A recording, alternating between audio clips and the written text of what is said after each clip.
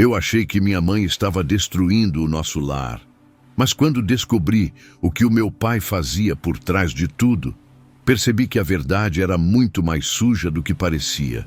E o pior de tudo, no final, descobri um lado deles que nunca imaginei que veria.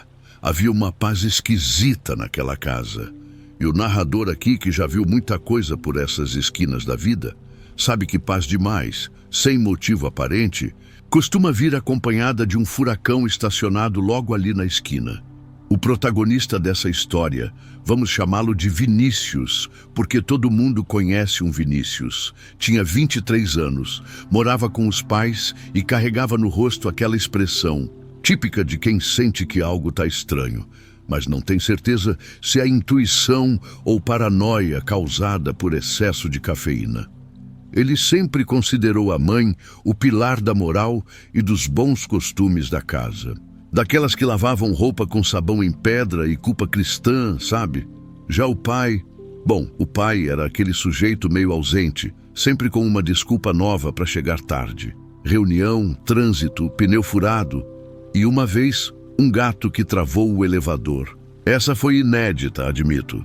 Mas o foco aqui, pelo menos por enquanto, é a mãe. Foi numa terça-feira qualquer, aquela terça morna, que não promete nem entrega, que Vinícius começou a sentir o cheiro de coisa errada. Não cheiro literal, que fique claro. Era mais aquele ar de mistério no olhar da mãe. Ela andava diferente, mais leve, tipo gente que acabou de pagar todas as dívidas ou, sei lá, gente que voltou a amar. Só que o problema é, ela não andava assim quando olhava para o marido. Pelo contrário, para o marido, ela olhava como quem encara um liquidificador velho que ninguém quer jogar fora, mas também não serve para nada. Vinícius percebeu isso. Não falou nada, claro. Guardou para ele como quem guarda uma gripe, esperando passar. Mas a gripe não passou. E quanto mais ele olhava, mais sinais apareciam. O celular da mãe, por exemplo, que antes vivia largado em cima do sofá, agora era trancado no armário da lavanderia. Discretamente, claro. Mas nada é realmente discreto quando a pessoa mora contigo há 23 anos e até o som da chinela você reconhece no escuro. Ela também começou a sair sozinha. Vou ver a Silvinha, dizia. E lá ia ela, toda arrumada para encontrar uma amiga que ele nunca conheceu pessoalmente. Aliás, essa tal de Silvinha virou uma entidade mitológica. Era manicure, psicóloga, conselheira espiritual, motorista particular e dona de loja de utilidades. Tudo ao mesmo tempo. Vinícius não era Sherlock Holmes, mas também não era burro. Ele começou a montar o quebra-cabeça com peças tortas. Um perfume novo no quarto. Uma música romântica tocando baixinho enquanto ela limpava a casa. E um sorriso meio bobo no rosto, que ela não dava. Desde o tempo do Orkut. O pior é que ele não sabia o que fazer com aquilo. Denunciar, espionar, ignorar até evaporar. Por enquanto, ele escolheu a mais clássica das opções. Fingir costume. Mas por dentro estava em ebulição. Porque, ver a própria mãe, talvez apaixonada por outro homem, não é bem o tipo de coisa que se espera quando se vai pegar um copo d'água na cozinha. E isso, meus caros, foi só o começo. Se você perguntar para Vinícius o que foi que fez ele sair do campo das suposições e entrar no terreno pantanoso da investigação familiar, ele provavelmente vai dizer: foi o chinelo torto. Sim, um simples chinelo, abandonado na sala, apontando diretamente para a porta como se quisesse fugir. Detalhe. Bobo, talvez. Mas naquela casa onde tudo tinha seu lugar, inclusive os sentimentos, um chinelo fora da reta era praticamente uma confissão. Foi nesse dia que ele decidiu que precisava saber a verdade. E não por sede de justiça, nem por lealdade ao pai, mas por uma inquietação que coçava a alma. Como quem precisa espirrar e o espirro não vem. Era isso, uma traição prestes a acontecer, mas presa no ar. Começou sutil. Passou a observar os horários da mãe com mais atenção. Os encontros com Silvinha sempre coincidiam com o fim de tarde de quarta-feira e as manhãs de sábado. Até aí tudo bem. Silvinha podia ser mesmo uma mulher ocupada, mas aí veio o sábado em que a mãe saiu dizendo que ia no mercado rapidinho e voltou 3 horas depois, sem uma sacola sequer. Aquilo foi como um sinal divino para Vinícius, ou do diabo, dependendo da interpretação. E aí ele fez o impensável. Instalou um aplicativo espião no celular velho da casa, aquele que todo mundo usava para pedir comida, ver previsão do tempo e, bom, agora também para rastrear traições. Disfarçou como uma atualização de sistema e deixou o aparelho por acaso carregando na sala, enquanto a mãe se maquiava no banheiro com a intensidade de quem ia ser entrevistada pelo William Bonner. O celular captou uma ligação, curta, mas suficiente para disparar todos os alarmes internos de Vinícius. "Tá tudo certo hoje? O mesmo lugar", disse a voz da mãe em um tom que ele nunca tinha escutado antes. Um tom íntimo, quase doce. Doce demais para ser com a Silvinha, a amiga de sempre. O mesmo lugar virou uma obsessão. Vinícius passou dias tentando decifrar onde era esse lugar, até que teve uma ideia digna de filme B: seguir a própria mãe. E é claro que ele escolheu a pior roupa possível para isso. Uma blusa vermelha gritante, um boné de time e um óculos escuro de farmácia que parecia saído de um comercial de protetor solar dos anos 90. Mas enfim, estava comprometido. No sábado seguinte, ele foi atrás dela. De longe, de muito longe. Tipo 3 carros atrás, quase perdendo de vista. A mãe entrou num café pequeno, escondido entre 2 prédios comerciais. E lá ficou, por quase 2 horas. Quando saiu, estava sorrindo. Sorrindo e ajeitando o cabelo. Aquilo doeu em Vinícius como uma facada feita de lembranças de infância. A mãe que cortava a casca do pão. A mãe que rezava antes de dormir. A mãe que agora ajeitava o cabelo depois de uma tarde com outro. Alguém. Ele não viu com quem ela estava, mas não precisava. O instinto já havia preenchido os vazios com todos os piores cenários possíveis. Ela estava traindo o pai. Era isso. Confirmado, selado e carimbado com um sorriso e um espelho retrovisor.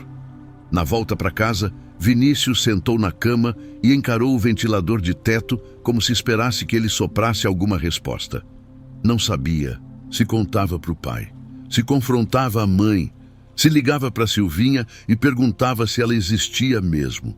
Estava preso entre a raiva, o medo e uma leve dor de cabeça.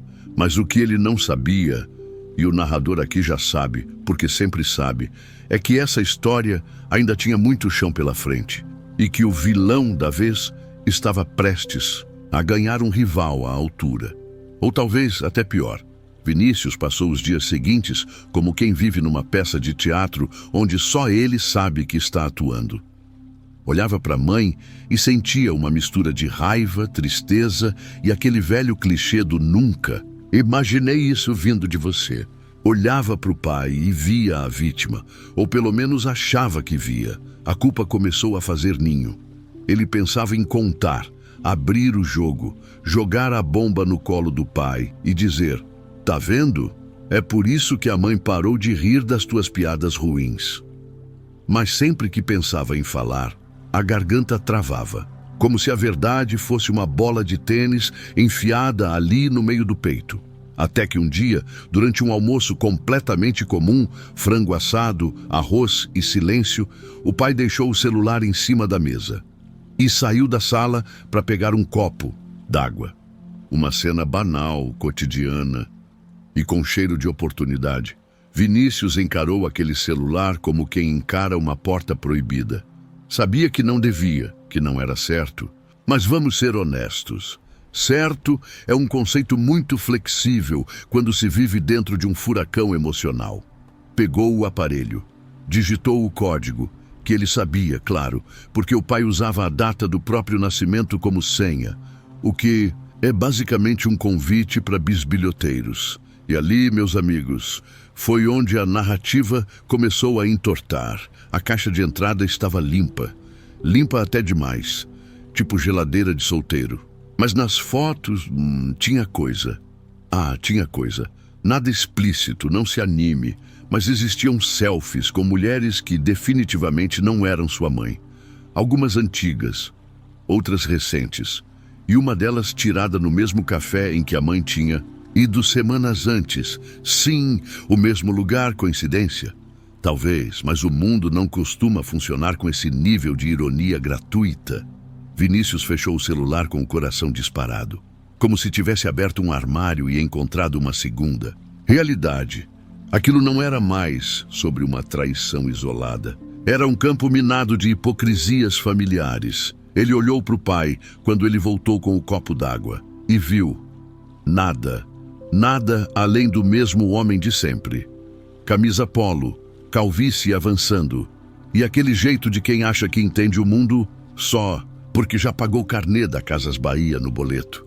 E isso, curiosamente, irritou mais do que qualquer coisa. O fato de o pai seguir agindo como se fosse o rei da moral, sem nem imaginar o furacão que se escondia nas sombras.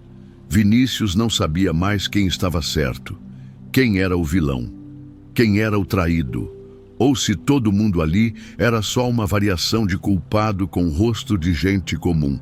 Começou a lembrar de coisas, de frases do pai, anos atrás, quando ele dizia que homem que trai é só distraído, mas mulher que trai é fria. Lembrou de uma vez em que a mãe chorou no banheiro e disse que era nada. Lembrou de silêncios, de olhares desviados, de noites, longas demais para quem só foi resolver coisa no escritório. E então percebeu, talvez a mãe nunca tivesse sido santa. Mas também nunca esteve sozinha nesse altar caindo aos pedaços.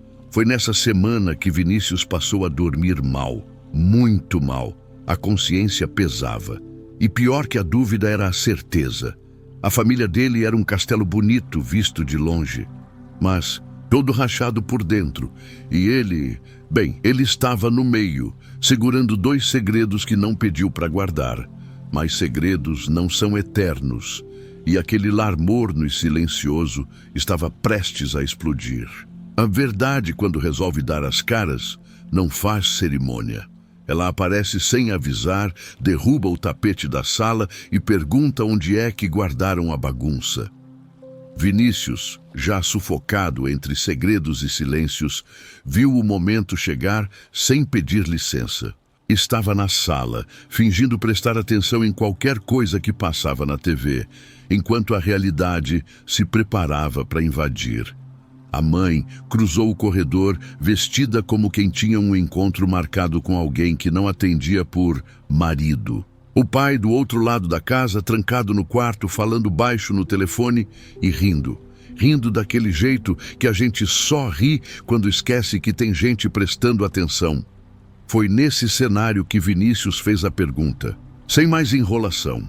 A alma já estava cansada demais para rodeios. Mãe, você está traindo o pai? Ela parou, olhou e respondeu como quem já tinha se preparado para isso fazia tempo. Tô, assim mesmo, sem suspense. Como quem confirma que esqueceu de tirar o frango do congelador. Vinícius travou.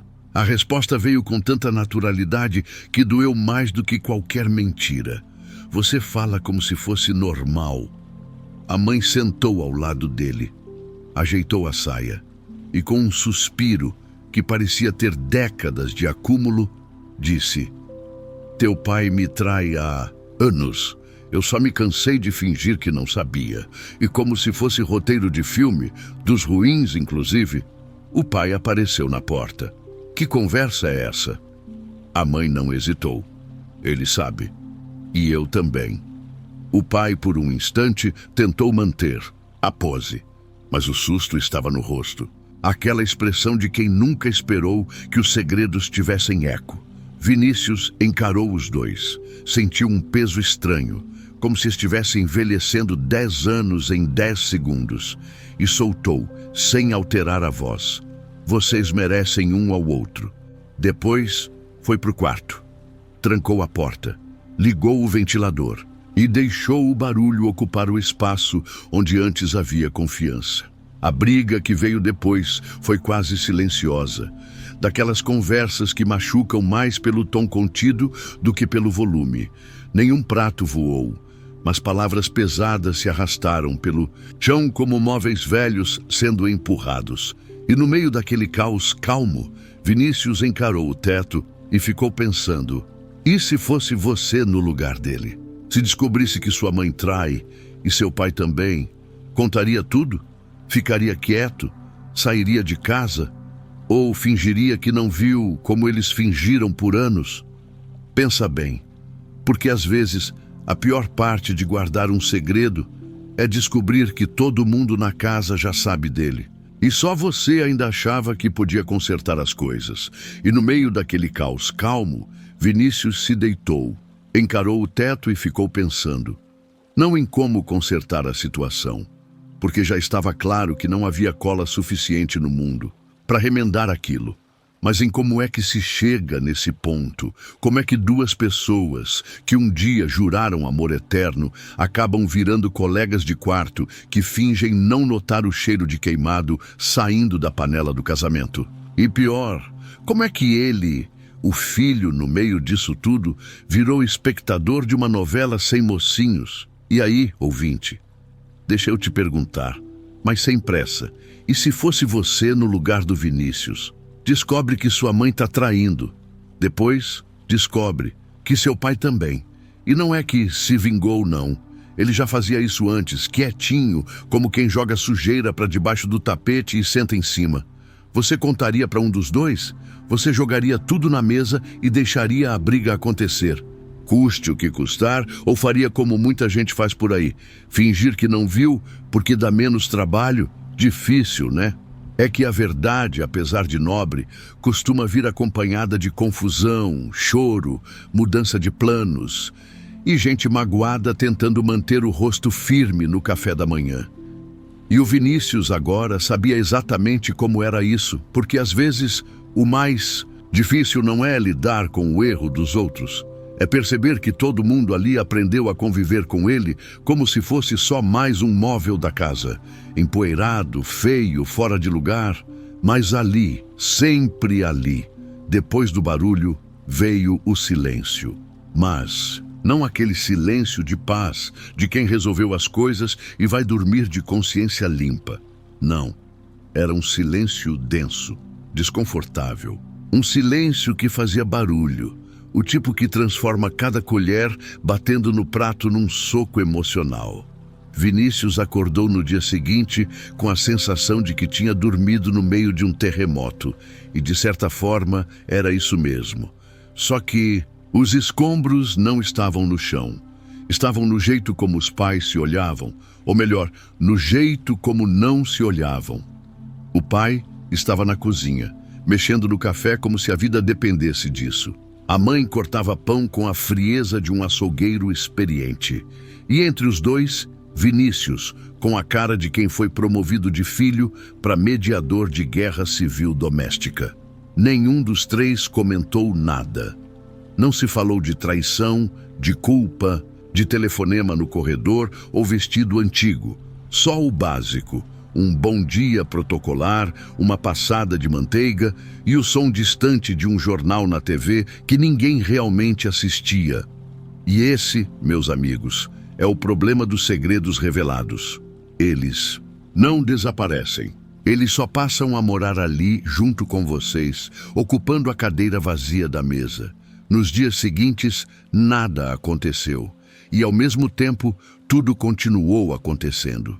O pai chegava mais cedo do trabalho. A mãe parou de sair nas tardes de sábado. Não houve pedido de desculpa, nem uma DR épica com trilha sonora. Só uma espécie de reconfiguração silenciosa da convivência, como dois vizinhos que dividem a mesma cozinha e preferem não esbarrar.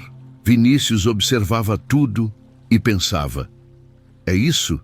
A vida adulta é só isso? Duas pessoas que um dia se amaram e hoje vivem juntas por inércia e costume, fingindo que está tudo bem porque é mais fácil do que admitir que acabou? Mas, curiosamente, não parecia ter acabado. O mais estranho é que os dois começaram a se respeitar mais.